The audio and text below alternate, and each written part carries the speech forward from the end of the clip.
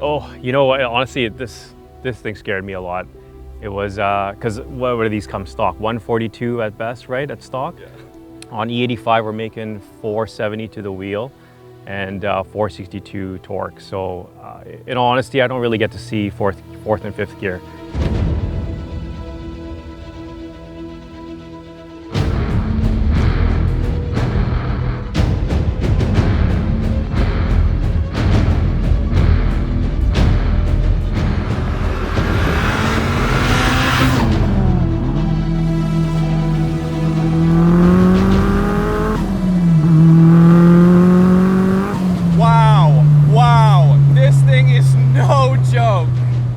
It's like a big turbo Skyline, but I'm sitting on the road. All right, you guys, NB Miata. Welcome back to Roads Untraveled. Happy to have you with us. This is a brilliant day, nice sunny day, and this is not your average MX-5. This has been turbocharged to a ridiculous amount of power, okay? The owner, Arvin, has worked alongside Evolution Auto, who actually has built a few of the cars that we filmed in the past. But this particular one here, running 470 wheel horsepower. Why? Anyone who built a turbo Miata, first off, to me, is just asking for trouble. They're asking for that rear end to just swing right around to the front and just do a number on on yourself as a driver. But so Gen II Garrett GTX2860R, ball bearing turbo, much improved on the first gen. I'm not sure what the AR is on this, but judging by the fact that Arvin told me that spools up starting kind of around 2,700 RPM, peak torque is probably somewhere around 4,000 out of the 1.8 liter. So I believe this is, or this does have VVTi. Arvin's also hooked up a head unit here that plays movies, but we're not trying to do too many illegal things here, so.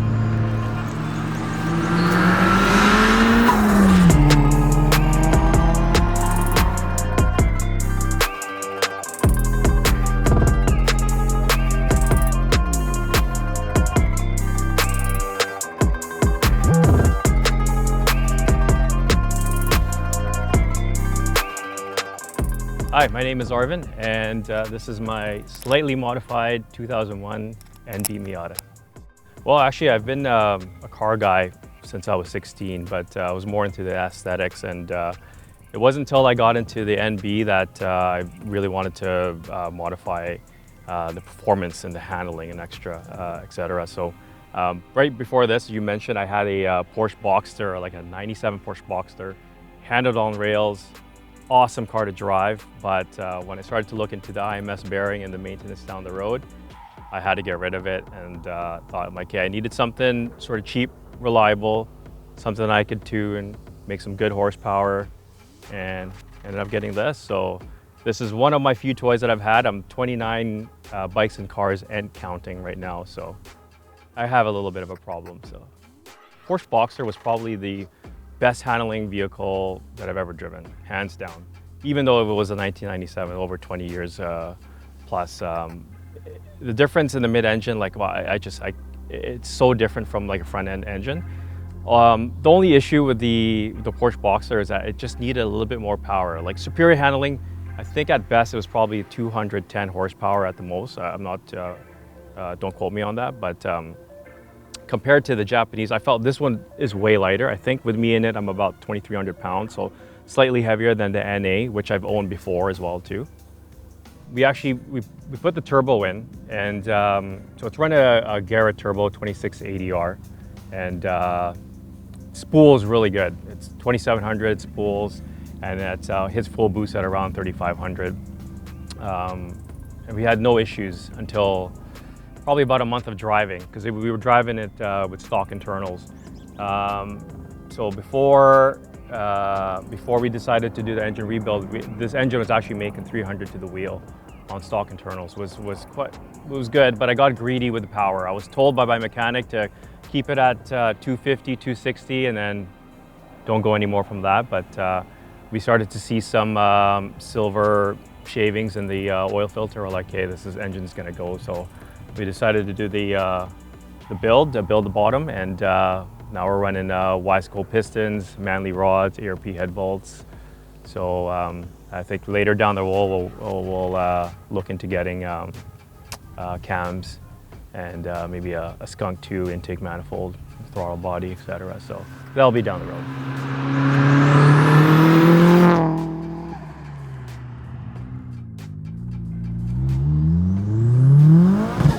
Wow, rev limiter.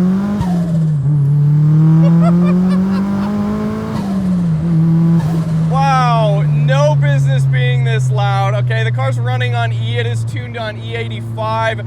It's quite the handful. Any of you guys know about MX-5s, you know they are one of the quintessential driving experiences of the 90s Japanese world.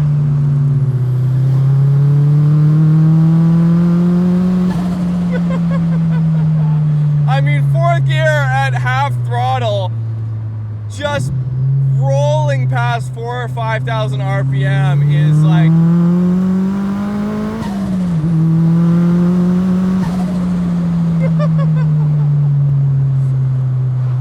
the smell of ethanol. Steering's fairly light. I think I can appreciate NA Miata's steering a little bit more than NB's, but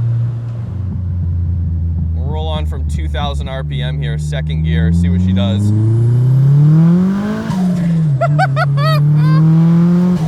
Second gear hooked up, but it doesn't want to. It did not want to hook up there. So second gear, foot planted.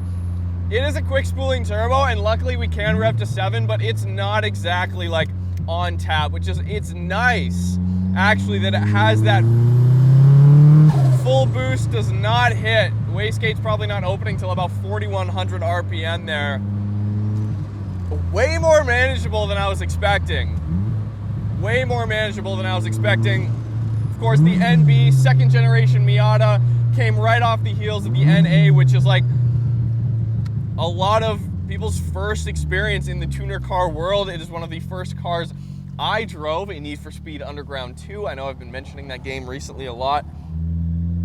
Okay, we're gonna see if we can get first gear to hook up here. Nope. Wow!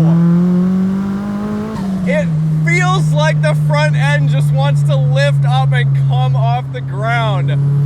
Like, this is probably one of the closest vehicles I've come, and it just wants to do a wheelie in second gear, legit. And it's on Teen Flex coilovers at the stiffest setting right now. Built for autocross. The rear end's a little bit hoppy. The rear end's hopping around a little bit there, but second gear just wanted to come off the ground. Wow, did you guys see that? The entire chassis feels like it's twisting. It's about to twist in two. The front left corner just like comes off the ground almost. Like, I legitimately feel for this chassis. It's like being stretched and put in positions that it does not want to be put in. Oh my, oh my. You know, let's talk about brakes for a second, because that's my next thought here. After coming off the heels of a full throttle pull in this monster, Arvin has gone ahead and put upgraded pads. Now, I believe the rest of the brakes are kind of stock, so I'm kind of worried that we're gonna warp them here. They do have stainless lines and everything. Fully built bottom end.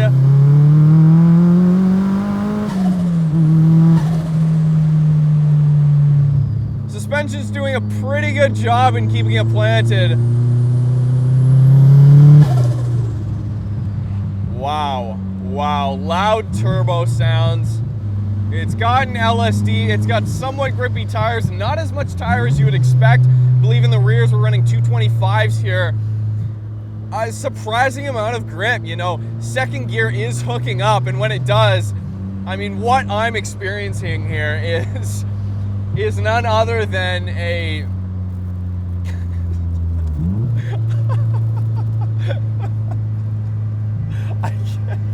this car is amazing.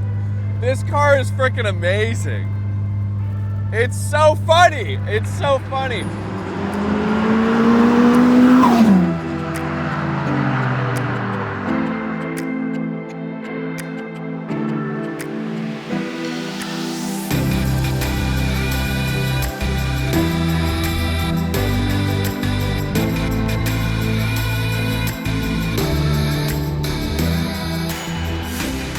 Yeah, so I think I want to do autocross to start off, and then we'll work our way into track in it. So a couple of things I want to do with the suspension, like I want to refresh the bushings, go poly, maybe add some sway bars, maybe control arms down the road. So I really want to tighten up the suspension down for the track. But I think for what the setup I got now with the Team Flex Z's, I think it's good for autocross, and we'll go from there.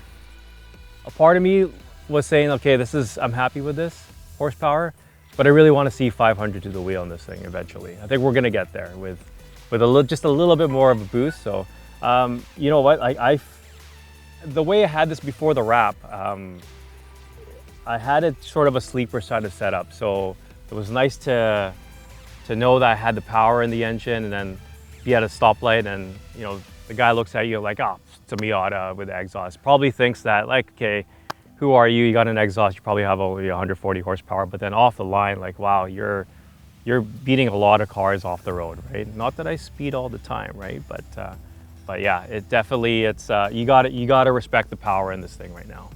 Yeah, so as far as the wrap, it's called Wasabi Green from Hexus.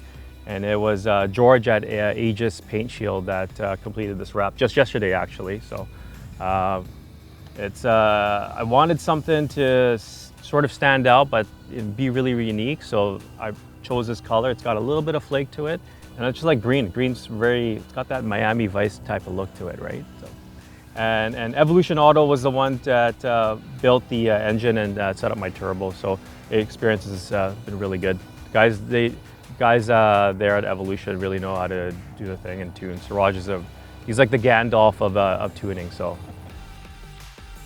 as I said earlier, I did have an NA, a 1991 NA, but I had it stock. I had collector plates on it, and honestly, comparing this car to that car, I mean, obviously with the difference in horsepower, I felt the NA, because it probably had maybe 110 horsepower at the best.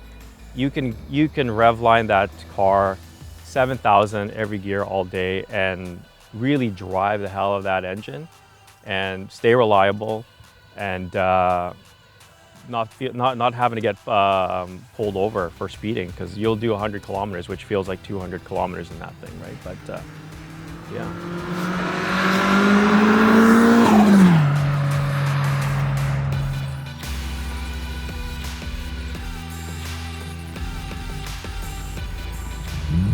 Does it feel like it was made for a turbo? The answer is no. The answer is, this is what I was kind of, a part of me was hoping that this was going to drive and feel like it came with it. You know, the spool would come on relatively easy and it would feel like, hey, but it's not. It is about to tear this car in two.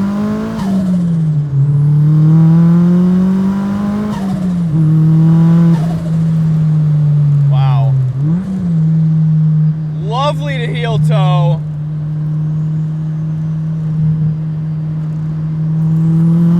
And because you can hear the turbo so loud, playing with mid-throttle, mid-corner isn't actually that unpredictable when you're rolling onto boost. It doesn't feel like at any given moment the rear end's just gonna give way. Just do, you know, the tune's wonderful. I've got to give it to the guys over at Evolution Auto. They have done quite the job in making the throttle response and the power band with 500 horsepower actually manageable on a back road. Wow, although, I mean, you really do have to be careful the chassis does get a little bit upset.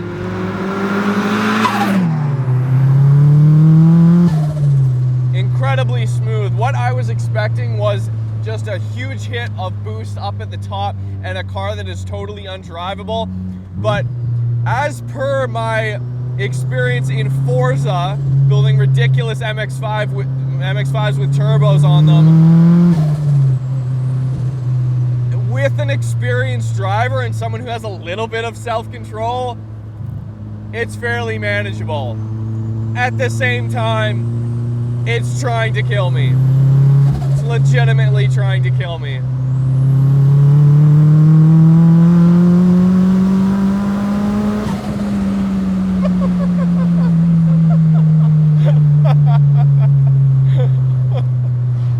Of course, ethanol comes with a little bit of a sacrifice. You're going to be burning off a little bit more fuel, but with that, especially with the Gen II GTX Garrett, comes a lot less time that it takes in spooling up that turbo.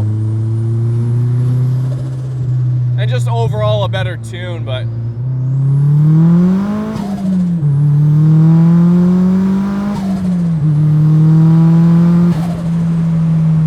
incredibly planted for the amount of power it has.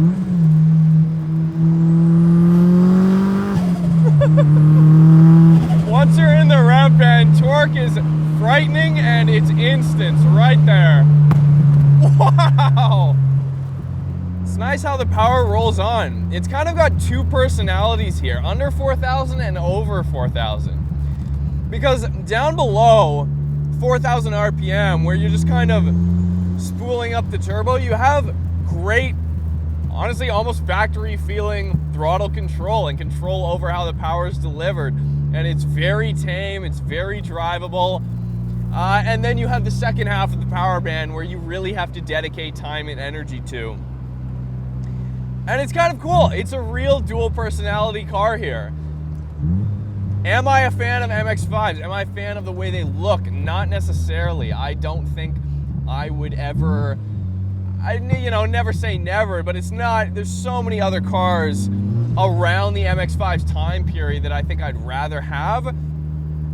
But this is absolutely just as enjoyable of a driving experience as like an FD RX-7, in similar power. What did I just drive? How did I keep this thing on the road? I don't know. It's got its faults. It definitely needs a little bit of an alignment. The turn-in's definitely sketchy, and the rear end kind of has a mind of its own, although it never lost traction in the corners. But you gotta be very careful still with the weight transfer here. I feel like we've definitely approached the point here of like messing with the natural weight balance of the MX-5. So I know the goal here is to hit that 500 wheel horsepower, but you're playing with fire. You're absolutely playing with fire. Thanks, Arvin, for coming out, showing me the car. If you guys haven't subscribed already, hit the subscribe button, hit the notification bell. We've got a few more awesome cars coming up going through the month of July. Hit me up on Instagram at Roads Untraveled if you kind of want to see some of the day-to-day and behind the scenes and what cars we're driving and whatnot. And that's about it. Thanks, guys, for watching. This has been one of the most insane death traps I've ever driven, okay? We'll see you next time.